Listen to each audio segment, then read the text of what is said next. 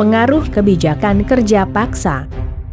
Jalan Anyer sampai Panarukan merupakan jalur yang memanjang lebih dari 1000 km dari Cilegon, Banten, Jakarta, Bogor, Bandung, Cirebon, Semarang, Pati, Surabaya, Probolinggo, hingga Panarukan, Jawa Timur.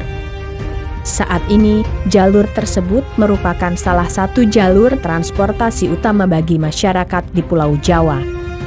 Anyer Panarukan dibangun 200 tahun yang lalu oleh pemerintah Gubernur Jenderal Daendels yang merupakan bagian dari Republik Bataaf, Prancis.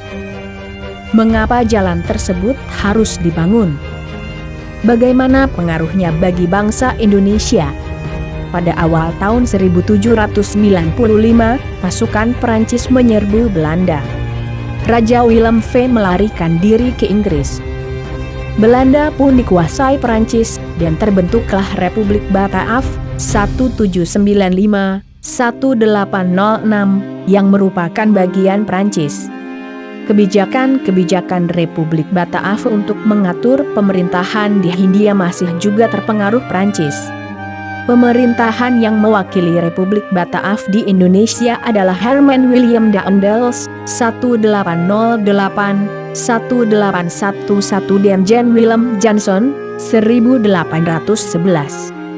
Kebijakan pemerintah kerajaan Belanda yang dikendalikan oleh Prancis sangat kentara pada masa Gubernur Jenderal Daendels 1808-1811. Kebijakan yang diambil Daendels sangat berkaitan dengan tugas utamanya, yaitu untuk mempertahankan Pulau Jawa dari serangan pasukan Inggris. Dalam upaya mempertahankan Pulau Jawa, Daendels melakukan hal-hal berikut: membangun ketentaraan, pendirian tangsi-tangsi benteng, pabrik mesiu senjata di Semarang dan Surabaya serta rumah sakit tentara. Membuat jalan pos dari Anyer sampai Panarukan dengan panjang sekitar 1000 km. Membangun pelabuhan di Anyer dan Ujung Kulon untuk kepentingan perang. Memberlakukan kerja rodi atau kerja paksa untuk membangun pangkalan tentara. Berikut ini kebijakan-kebijakan yang diberlakukan Daendels terhadap kehidupan rakyat. Semua pegawai pemerintah menerima gaji tetap dan mereka dilarang melakukan kegiatan perdagangan.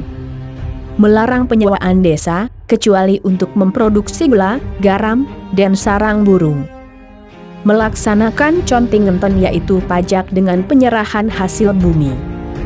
Menetapkan Verplichteleverantie, kewajiban menjual hasil bumi hanya kepada pemerintah dengan harga yang telah ditetapkan. Menerapkan sistem kerja paksa, rodi dan membangun ketentaraan dengan melatih orang-orang pribumi. Membangun jalan pos dari Anyer sampai Panarukan sebagai dasar pertimbangan pertahanan. Membangun pelabuhan-pelabuhan dan membuat kapal perang berukuran kecil. Melakukan penjualan tanah rakyat kepada pihak swasta, asing. Mewajibkan Priangerstelsel, yaitu kewajiban rakyat Priangan untuk menanam kopi. Pengaruh kebijakan pemerintah kerajaan yang diterapkan oleh Daendels sangat berbekas dibanding penggantinya, Gubernur Jenderal Jansson yang lemah. Langkah-langkah kebijakan Daendels yang memeras dan menindas rakyat menimbulkan kebencian yang mendalam baik dari kalangan penguasa daerah maupun rakyat. Munculnya tanah-tanah partikelir yang dikelola oleh pengusaha swasta. Pertentangan perlawanan penguasa maupun rakyat.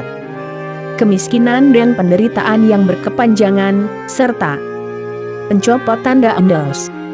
Pada tahun 1810, Kaisar Napoleon menganggap bahwa tindakan Daendels sangat otoriter. Pada tahun 1811 Daendels ditarik kembali ke negeri Belanda dan digantikan oleh Gubernur Jenderal Jansson. Ternyata Jansson tidak secakap dan sekuat Daendels dalam melaksanakan tugasnya. Ketika Inggris menyerang Pulau Jawa, ia menyerah dan harus menandatangani perjanjian di Tuntang pada tanggal 17 September 1811. Perjanjian tersebut dikenal dengan nama Kapitulasi Tuntang, yang berisi sebagai berikut.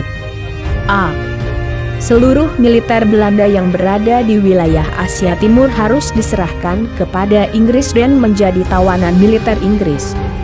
B. Hutang pemerintah Belanda tidak diakui oleh Inggris. C.